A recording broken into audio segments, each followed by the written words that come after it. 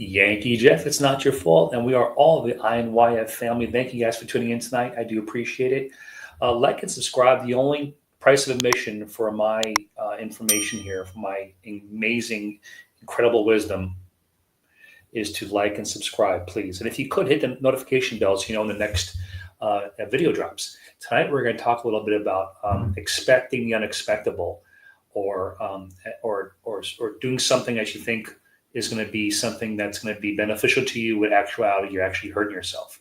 The title of the video, of course, is "Bread from a Hardware Store," and it's basically accessing, or it's mentioned in today's reading from January 2nd from Courage to Change. And if you haven't read that already, I'll read it with you. This is from Courage to Change, January 2nd. Turning to an alcoholic for affection and support can be like going to a hardware store for bread. Perhaps we expect a good parent to nurture and support our feelings, or a loving spouse to comfort and hold us when we are afraid, or a caring child to want to pitch in when we were ill or overwhelmed. While these loved ones may not meet our expectations, it is our expectations, not our loved ones, that have let us down. Now, I want to expand on that a little bit. So what they're talking about there is our expectations of what we expect to happen, and it doesn't happen, and we get upset about that, or we feel hurt by it or sorrowed by that. Is that our loved one's problem? Is that our loved one's fault? Or is that our fault for putting our expectations so high? I have often said, expect the worst, hope for the best. And that in this situation, that is more applicable than ever. We can't expect our loved ones, and I hate when they use the term you're alcoholic or you're addict, because they're not. They're not. You don't own their addiction or alcoholism. They're your loved one. Okay. So to expect our loved one to behave differently suddenly and treat us differently all of a sudden, or like you expect them to treat us the way you expect them to, like they used to years ago, is insane. That's stinking thinking behavior that's not going to be beneficial to you or anyone else. If you expect something that's completely the opposite of what you're going to end up getting, then you're fooling yourself. And that's what they mention here is in Courage to Change, which is, of course, what you should be reading every day. The expectation of someone that's battling addiction or alcoholism to still behave the way they used to when they weren't being swallowed up by this disease is crazy. It's sentimental. It's where you kind of run to try and make things all better again. And every now and then your loved one will treat you the way they used to. They still say something that like makes you remember that they're still in there, which they are. They're just being controlled. It goes on to say, love is expressed in many ways, and those affected by alcoholism may not be able to express it in the way we would like. But we can try to recognize love whenever and whoever it is offered. When it is not, we don't have to feel deprived. Most of us find the unfailing source of love in Al-Anon with your fellow Al-Anon members. With the encouragement and support of others, we learn to treat our needs as important and appropriate and treat ourselves as deserving. I've often said, if you want to kind of feel validated in what you're feeling in regards to your loved one, go to some place where everyone in the same room is feeling the same exact way. They don't feel they're getting the validation they need from their loved one because their loved one is under the control of their addiction.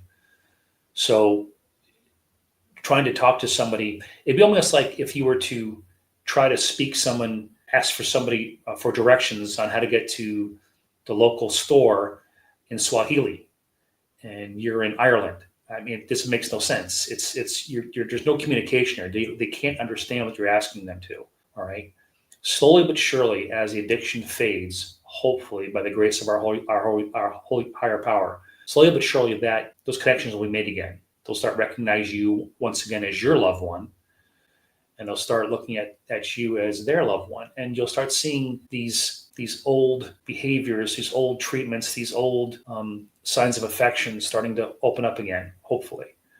But don't expect them these overnight. Just because someone goes to recovery for 30 days or some 3-day weekend warrior program doesn't mean they're going to start treating you the way they used to treat you. Okay, that's just a stopgap. It's a pause button, and all they do is they press the pause button. You still have to get their help. And today's reminder, today the alcoholic or addict may or may not be able to give us what we desire, and no one person will ever offer all that we require. If we stop insisting that our needs be met according to our will, we may discover that all the love and support we need is already at our fingertips. In Al-Anon, I discovered in myself the power to throw new light on a seemingly hopeless situation. That's the truth. I learned I must use this power not to change the alcoholic or addict over whom I am powerless, but to overcome my own distorted ideas and attitudes. And that's one day at a time. So again, let's expand on that even some more. We have the ability to change ourselves. We have the ability to make ourselves happy. We have the ability to make ourselves sad. We have the ability to control our own behavior. We do not have the ability to change their behavior. So to somehow think that what you're going to do is if you do X, they're going to do this, and somehow they'll love you again. Well, they're always going to love you. Okay, they're just being held back from showing and expressing that love right now because they're being controlled by their addiction. Your loved one is always going to be there. Okay, they're in there. I promise you, they're in there because they don't want to give you a hug. They don't call you as much as they used to call you. They say horribly mean things to you. They text awful things to you. They treat you like utter garbage. This is not them, people. This is not them. This is not them. This is not them. This is their addiction. Right, Angie? This is their addiction. And this is not them. Okay? So when they start acting like a totally different person, like you've never met them before, just take a deep breath and understand you have to give it over to God. Okay? Give it over to God because they're the only one that can fix it is them. Okay? Themselves is the only person who can fix your loved one is your loved one. Okay? Give the will over to God. Okay, give it over to God, detach with love, and just say, okay, God, it's on you now. And you concentrate on yourself. You know, we have a lot of work to do on ourselves. Okay. It's amazing how much free time we have to work on someone else when our own lives are not great. Okay. We have stuff to work on ourselves. And we should be working on ourselves, correct? Okay. All right, guys. I do appreciate you guys stopping by. Keep coming back. It works if you work it. Let it begin with you. Okay. You be the example everyone looks towards. All right. It does work if you work it. Say a prayer for the prayerless. And like I said before, like and subscribe and tell someone about this channel, please. If there's one person out there that can get a benefit from anything that we're saying in these channels on this YouTube page, hey, it's all been worth it. Almost a year going up now. It's a year this month of me doing these videos, almost 300 videos. And if one person's life can be affected positively, then it was all worth it. Okay. Keep coming back. It works if you work it. And stop trying to find a loaf of bread at a hardware store. You can't get it there. All right. All right, guys. God bless. I'll talk to you soon. And by all means, be well.